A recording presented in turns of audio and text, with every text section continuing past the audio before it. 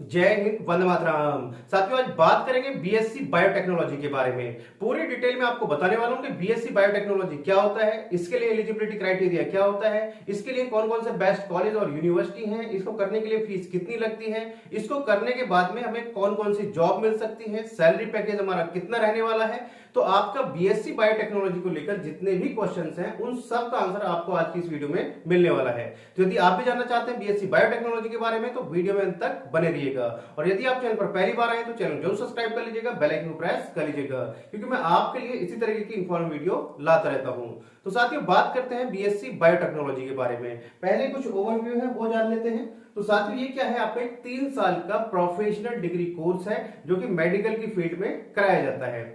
अब इसमें बात करेंगे क्या पढ़ाया जाता है। तो साथियों, इसमें जो पढ़ाया जाता है माइक्रो ऑर्गेनिज्म यानी जो सूक्ष्म जीव होते हैं उसके बारे में पढ़ाया जाता है कंप्यूटर की टेक्नोलॉजी की मदद से। यानी कि जैसे आपका माइक्रोस्कोप हो गया और भी बहुत सारे ऐसे उपकरण हैं जिनके माध्यम से जो आपके सूक्ष्म जीव हैं, जो आपके बैक्टीरिया हैं, उनके बारे में अध्ययन कराया जाता है। तो काफी अच्छा कोर्स है और इसकी जो डिमांड है काफी ज्यादा है। अब बात करते हैं साथियों एलिजिबिलिटी क्राइटेरिया की कि इसको करने के लिए ये क्या योग्यता चाहिए होगी। तो साथियों, सबसे पहला है कि आपने किसी भी मान्यता प्राप्त बोर्ड से अपना क्या किया हुआ हो, 12th किया हुआ हो। 12th में आपके पास में या तो पीसीबी हो, पीसीएम बी हो, आपके पास पीसीएम हो, एग्रीकल्चर हो, या फिर आपके पास कंप्यूटर साइंस हो। कंप्यूटर साइंस में आपके पास में फिजिक्स और केमिस्ट्री होना अनिवार्य है। तो ये यदि आपके पास में आपके 12th में है तो आप बीएससी बायोटेक्नोलॉजी कर सकते हैं। इसके साथ साथ आपके जो 12th में मार्क्स होने चाहिए वो आपके कितने होने चाहिए, 45% मार्क्स होना अनिवार्य है। यदि आपकी कोई कैटेगरी लगती है एससी एसटी ओबीसी तो फिर आपका 40% पे भी एडमिशन हो जाएगा। यानी कि यदि आपको कोई कैटेगरी लगती है, आप एससी या एसटी कार्ड से बिलोंग करते हैं तो आपका 40% मार्क्स पर भी एडमिशन हो जाता है। इससे आगे बात करें कि मिनिमम एज कितनी चाहिए होगी। तो इसके लिए जो आपका कम से कम 17 साल एज होना अनिवार्य है। जब आप एडमिशन लेंगे तो उस टाइम पर आपकी जो एज है वो 17 साल होना चाहिए।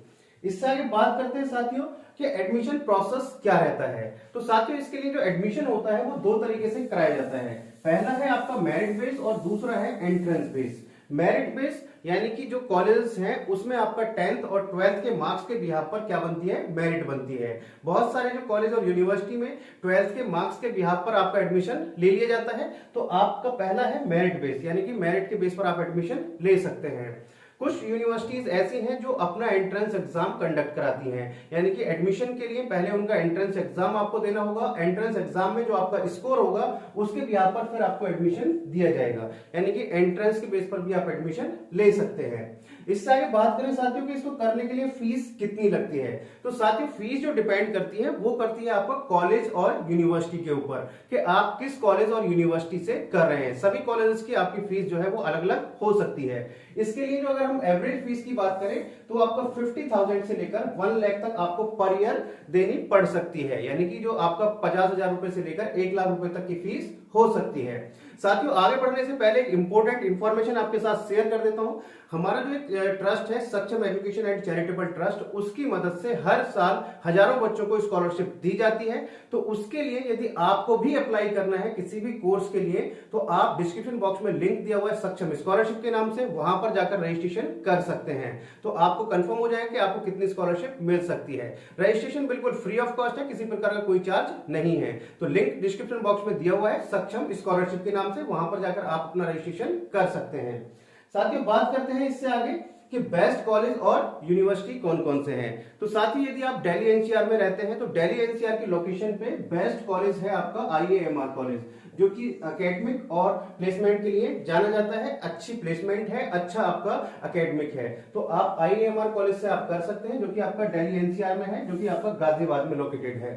इससे आगे बात करें साथियों, आप दूसरा कॉलेज देख सकते हैं ज्योति निवास कॉलेज, जो कि कहां पर है, बेंगलोर में है। नेक्स्ट कॉलेज है आपका अमेठी यूनिवर्सिटी, के बारे में आपने सुना होगा, तो अमेठी से आप कर सकते हैं, जो कि कहां पर है, नोएडा में है। फोर्थ है आपका पारुल यूनिवर्सिटी है, जो कि आपका कहां पर है, वडोदरा में है। इसके अलावा भी बहुत सारे कॉलेज और यूनिवर्सिटी हैं, ऐसा नहीं कि यही कॉलेज है, इसके अलावा भी बहुत सारे कॉलेज हैं जहां से आप बीएससी बायोटेक्नोलॉजी कर सकते हैं। इससे आगे बात करें साथियों, नेक्स्ट है ये इसको करने के बाद में आपका जो जॉब प्रोफाइल होगा वो क्या होगा। तो साथियों इसको करने के बाद में जब आप बीएससी बायोटेक्नोलॉजी कर लेते हैं तो आप क्या बन जाते हैं, बायोलॉजिस्ट बन जाते हैं। आप फूड सेफ्टी ऑफिसर बन सकते हैं, लैब टेक्नीशियन आप बन सकते हैं, बायोटेक्नीशियन आप बन सकते हैं, मेडिकल आप ट्रांसमिशन में जा सकते हैं। इसके बाद में बात करें साथियों जॉब एरिया क्या क्या है, कहां कहां पर आपको जॉब मिल सकती है।